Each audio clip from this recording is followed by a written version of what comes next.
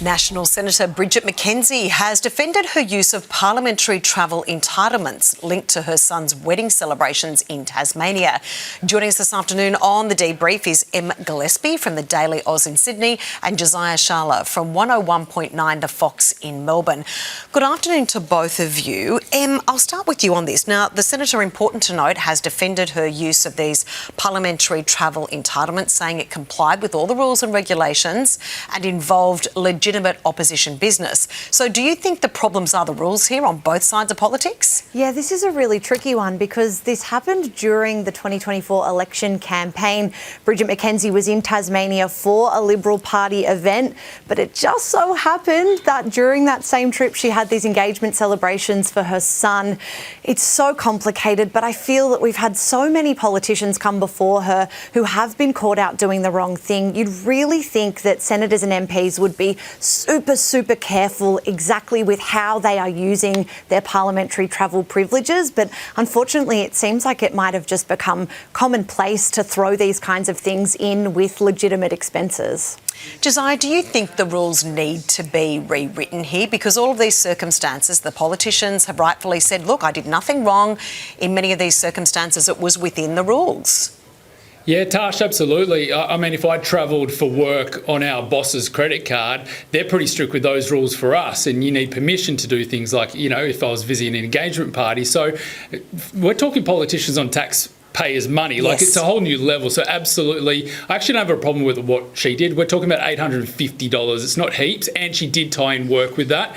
So I'm not too upset about this. It does feel like an opposition smear campaign on this one because, let's be honest, $850 in the grand scheme of things when there's other things going on that we can see in the news at the moment, including $15 billion in tax, corruption scandals and stuff like that. Where do we stop, Dash? We could go all day. We could indeed, and you're right, at both sides playing political games we often see with politicians.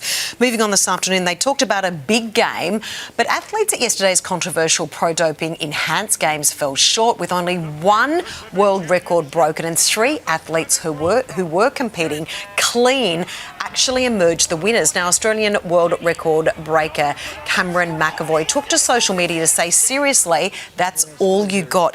Em, I think this is extraordinary because that was so pumped up, these enhanced games. Oh, these have been hyped, haven't they, for nearly 3 years? And what are your thoughts on this? I think it's fascinating to see this outcome. I don't think that World Aquatics were expecting to come out the victors on this one, that, you know, the athletes who didn't dope were the ones who succeeded. There was that one world record that was broken by a Greek swimmer, and I say broken, you know, unofficially, of course. He doped, he swam in a banned swimming cosy to do so, to break that record. There are just so many ethical questions out of this one, not least of all for the female athletes, some of whom froze their eggs before participating. Sydney Morning Herald did a great report on this. One swimmer told them that the enhanced games offered to pay for her to freeze her eggs because of these health concerns around what the performance-enhancing drugs might do to her fertility. So many questions, and I think not really the answers that the enhanced games were hoping for to plug their marketing vehicle of these supplements that they're now selling. And that's a great point, Em. Josiah, as Em just said, this all behind this was very, very clever marketing about supplements. Are you comfortable with the enhanced games? As a sports fan, absolutely not. And this is actually best case scenario what's happened. The fact that, you know, clean athletes were able to beat juiced up athletes, and they weren't even able to get the records. In fact, they fell well short. So as a sports fan, this is the best possible result. But let's be honest, we all kind of watched it on with like one eye open, kind of hoping to see some fun over there. It didn't happen. It's a big failure. A lot of money went into it. So hopefully it's done and dusted. That's behind us now. And, you know, as I said, sports lovers fan, let's turn our attention to tomorrow night's State of Origin. That's where I'm at. Go the Blues. Indeed. Now, finally this afternoon, this story actually makes my heart sing. Not only is she an extraordinary actress, she is a great advocate for so many different causes. Aussie actress Rachel Waters hit back at trolls who slammed her for ageing naturally, and she's now revealed an added benefit for going intervention-free. Take a listen. I think the more wretched I look, the more followers I have. Let's see how bad Rachel looks today, how old and decrepit. I just love Rachel. I think she is a winner on all fronts, and good mark for her to be hitting back at these trolls and saying enough. Isn't she just such a breath of fresh air? And I think, she's not putting forward such a radical notion that a woman would be in her 60s and age naturally and be fabulous and outspoken.